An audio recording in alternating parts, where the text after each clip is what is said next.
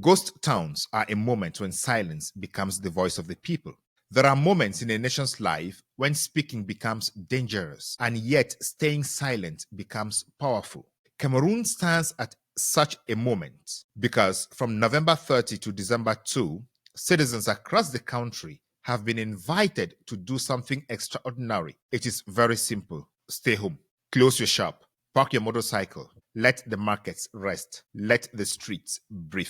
That is what Chiruma has asked Barrister Alizinkom to tell Cameroonians to do. This is exactly what we call a ghost town. Not a disappearance, but a declaration. A declaration that the people of Cameroon have not surrendered their dignity, neither have they surrendered their future or their right to be heard. Some think resistance must be noisy, but sometimes the loudest cry is the one spoken out in a single word, or even in silence when no one speaks, when no one goes out, when everyone stays home. The Beyond Africa podcast. Welcome to the Beyond Africa podcast, the only platform where experts share their views on African issues. Every nation reaches a breaking point, the moment when people realize that their votes no longer choose their leaders and that their courts no longer defend their rights. When that moment arrives, citizens don't wait for justice. They create it with the only weapons that dictators fear. That is collective fear. Collective action that tells dictators we are done and we can shape our future. You are welcome to the Beyond Africa podcast with me, your host, Ngalim Bernard. At the Beyond Africa podcast, we share African stories that change lives. Before we proceed, thank you for liking, sharing, subscribing, and commenting as usual. Our community is growing bigger by the day. Thank you all for that. The comments also are engaging and challenging. Please keep them coming. Kindly tell us in this episode what you think about ghost towns. Are ghost towns favorable or unfavorable to the population? And why do you think political leaders call for ghost towns when things are not working? With that said, let's dive into the substance of our reflection today. Ghost towns are a moment when silence becomes the voice of the people. There are moments in a nation's life when speaking becomes dangerous, and yet staying silent becomes powerful. Cameroon stands at such a moment because from November 30 to December 2, citizens across the country have been invited to do something extraordinary. It is very simple. Stay home, close your shop, park your motorcycle, let the markets rest, let the streets breathe. That is what Chiruma has asked Barrister Alizinkom to tell Cameroonians to do. This is exactly what we call a ghost town. Not a disappearance, but a declaration. A declaration that the people of Cameroon have not surrendered their dignity, neither have they surrendered their future or their right to be heard. Some think resistance must be noisy, but sometimes the loudest cry is the one spoken out in a single word, or even in silence when no one speaks, when no one goes out, when everyone stays home.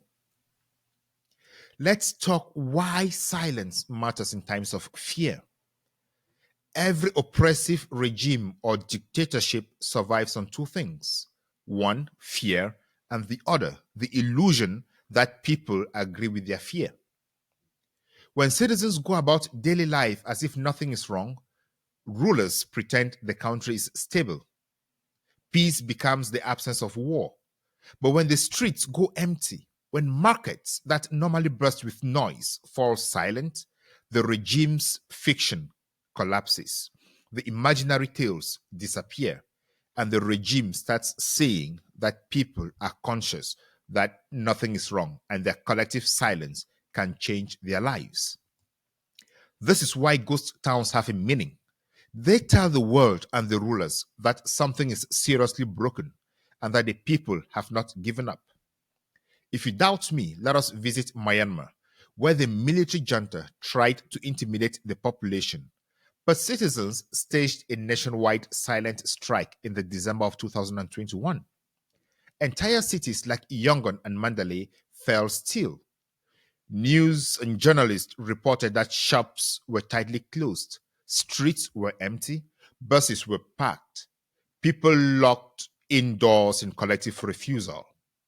It became a global symbol. The people are not with you, Mr. and Mrs. Rulers.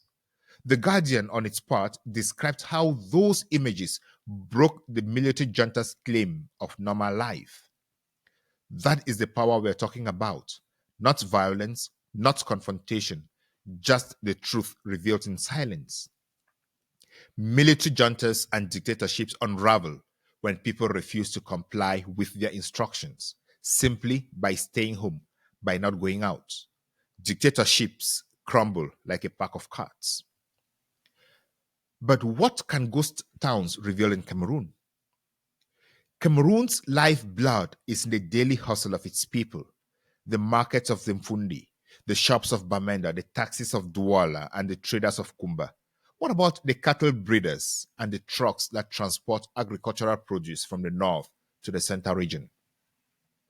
These everyday activities feed not only families, but the state itself. The state collects taxes on commerce, transport, markets, and trade made up a crucial share of government revenue.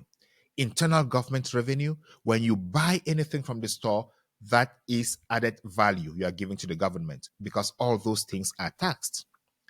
And the truth, confirmed by international analysis, such as the World Bank and Transparency International, is that a large part of the money collected as taxes in Cameroon disappears into corruption, mismanagement, and rent seeking. Cameroon's government reports show persistent diversion of public funds and use of financial resources for political control rather than public welfare. Have you asked yourself where all the money collected for the African Nations Cup disappeared to? Or all the money collected for the Douala Yaoundé Highway, Yaoundé Simalen Highway, the Ring Road? Have you asked yourself where all that money went to? Also ask yourself where the money for COVID went to. People like Atanganji Paul have been cited as embezzlers of public funds. Why are they still in government? Is it because they use that money to pay online influencers and others to shape the narrative and also mistreat Cameroonians? That is the question Cameroonians should be asking, as Barrister Alice Nkom and Issa Chiruma Bakari called for these ghost towns. It is to know where the money goes to. Where do your taxes go to? Are these taxes used to serve you, the people? Are they used for the benefit of the people, or are they used to maltreat Cameroonians? So that is why ghost towns matter. Simply because when citizens stay home, they cut off the fuel, the money that buys oppression, that empowers the people to use the military to oppress you or to use resources to monitor you online. One day of silence is not just symbolic. It interrupts the flow of money that too often ends up financing brutality, surveillance, and patronage instead of paying for schools, hospitals, roads, and creating jobs or building an economy from which money and jobs can let Cameroonians survive.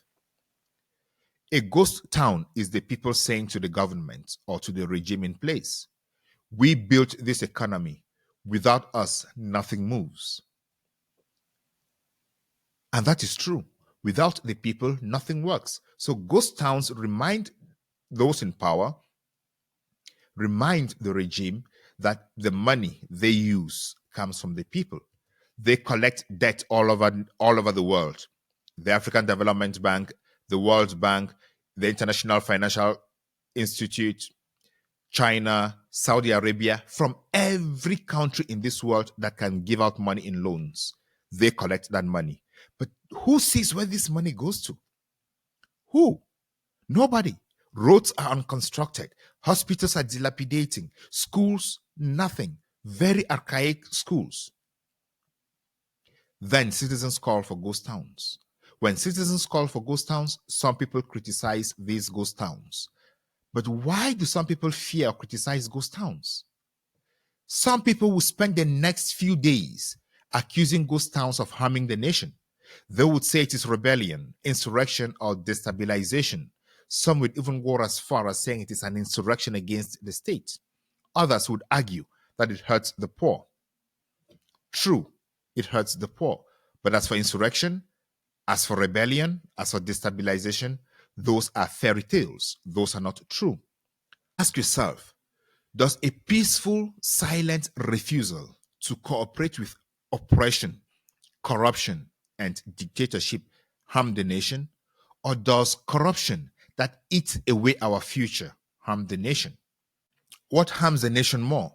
Refusing to respect the results from the ballot box or staying at home as a sign of protest? Those are questions that you should ask yourselves. But as you are asking yourself these questions, remember, ghost towns do not burn property. They do not loot. They do not shed blood. They do not provoke violence. Rather, they avoid all these. They are the safest form of resistance for people who have already suffered too much. And yes, opponents will shout, insult, and label them. But notice something. Only those who profit from the current regime fear the silence of the people. Only those who profit from the current regime insist that the Constitutional Council is the final say. Why? They don't go back to look at the results of the ballot box, and none of them have asked that ELECAM or the Constitutional Council should publish the result polling station by polling station. Why? Because it's definitely going to be an embarrassment to them. So they prefer to say, Paul Biya has been installed. Let the nation continue. The elections are behind us. But is that the future that Cameroonians want for themselves? However, ghost towns cannot be about party politics, but about dignity, cannot be about affiliation, but about the future of the country. This cannot be about political colors. It is not about party flags, neither is it party uniforms. It is not about which leader you support or dislike. It is about a simple truth. A people cannot be governed forever without their consent. Almost all the candidates at the last elections say the results are not free and fair. It is incumbent on them to support actions that drive for change. When the Southern Cameroonians, Northwest and Southwest, started calling for change, it was all about ghost towns. Why? Before ghost towns, all available instances that could be used to resolve the problems were ignored. Therefore, this is that moment when Cameroonians should rise up beyond party, beyond tribe, beyond language, and beyond region. Because ghost towns are a gesture of dignity that are shared by farmers, teachers, taxi drivers, mothers, students, pastors, mechanics, market women, football players, and all who are tired of feeling invisible. The only people who feel visible are those who will tell you ghost towns are a danger to the Republic. I can tell you they are not. When Chiruma's spokesperson, Barrister Alice Nkom, encouraged Cameroonians to join the November 30 to December 2 ghost towns, it was not a call to chaos. It was a call to reclaim power, reclaiming power peacefully. A call to remind the regime that the nation does not belong to the few, but to the many, to the whole, to the entire nation of Cameroonians. Some would definitely be asking, what does a ghost town achieve beyond silence? The answer? A ghost town does three powerful things. It exposes fear within the regime, simply because the regime trembles at empty streets. Because empty streets show that the regime knows that the people hold the real power. When the people stay home, the regime sees where the power goes to, and it's difficult for the regime to manipulate public perception. Secondly, it builds unity below. Simply because when millions act together, with everyone staying home, citizens rediscover their collective strength. They remember that power belongs to the people. And who are the people? We, the citizens, are the people. This is the motto of the SDF. Power to the people. Who are the people? We are the people. It is the people who call for ghost towns. It is the people who implement ghost towns. That is why implementing ghost towns goes beyond party, tribe, language, region, business, profession. one thing binds the implementation of ghost towns: poverty, pain, anguish, and in this context, the rigged elections. Ghost towns sent a message that the world cannot ignore. Silent streets speak in international consciences. They expose injustice without a single slogan. Everyone from every part of the world looks at Cameroon and sees empty streets and understands that the power that belongs to the people stays home. Stays home because the people who express that power at the ballot box have legitimately been told by the person they elected at the ballot box to stay home. It is on this basis that I imagine Issa Chiruma Bakari or Barrister Alice Ngom making this appeal to every Cameroonian. In their minds right now, they are likely telling Cameroonians, if you are a single mother selling in the market, your stall closed is a message. If you are a taxi driver, your parked taxi is a message. If you are a student, your quiet desk is a message. If you are a shopkeeper, a worker, a trader, your absence is a message. For 3 days, your silence becomes a vote to install the president you elected, a vote to respect the truth of the ballot box, a vote to guarantee your future, a vote against corruption, a vote against brutality, a vote against the theft of your future, a vote for dignity, and a vote for change. I believe this is what is running through their minds as they call for this ghost town. Why? Simply because dictators and regimes that do everything to stay in power fear guns less than they fear a population that refuses to obey their wrongful orders. They know that when the population agrees on something and exercises that thing massively and together as a sign of unity, even their guns, no matter how blazing they are, cannot penetrate that one people who stand up tall against the regime. Guns can kill people, but they cannot kill unity. They cannot kill a people whose decision to stand together survives or responds to the difficulties of the moment. Once the people stand together against the results as declared by the Constitutional Council, the regime sees that their future plans of consolidating power dies. Why? Because the regime would read an end to election rigging. The regime would see that there comes a time when people stand up and say, enough is enough. We are not going to continue with this. We are going to stand tall. We are going to resist. And if the worst comes to the worst, we are going to make our voices heard using non-conventional methods. So can silence or can these ghost towns actually shake the walls of the regime?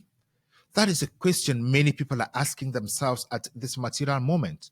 Some are wondering whether the ghost towns should be enforced or Chiruma and Barisadis should skip over it. Cameroon has a chance right now to show to the continent and the world that its people are awake. The success of the ghost town depends on Cameroonians. It doesn't depend on Issa Chiruma Bakari, neither does it depend on Barrister Alice Ngom. The people of Cameroon must show that they refuse to be reduced to spectators in their own country, that they will not be governed as if they do not matter. They must be governed as people who decide on their future. The right to public participation in governance is the key that holds the future of every country. Once that right to public participation is not respected, is not guaranteed, and the result of the ballot box is not given its rightful place, the citizens have a right to join together, to band themselves together and say, enough is enough. We voted and the results must be respected. To make this happen, what should citizens do? They should let the markets rest. Let the roads be clear. Let the silence speak.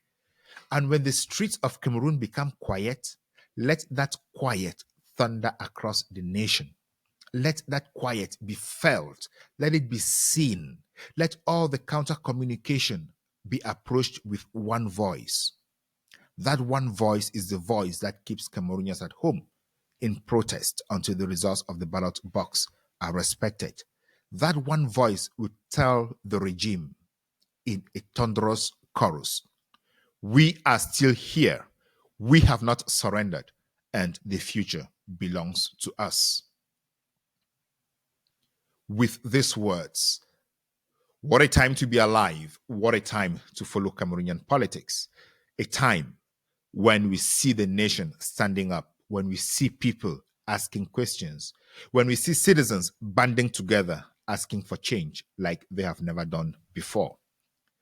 For the Beyond Africa podcast, I have been your host, Ngalim Bernard. See you in the next episode. Before then, kindly like, share, subscribe, and above all, comments. Bye-bye.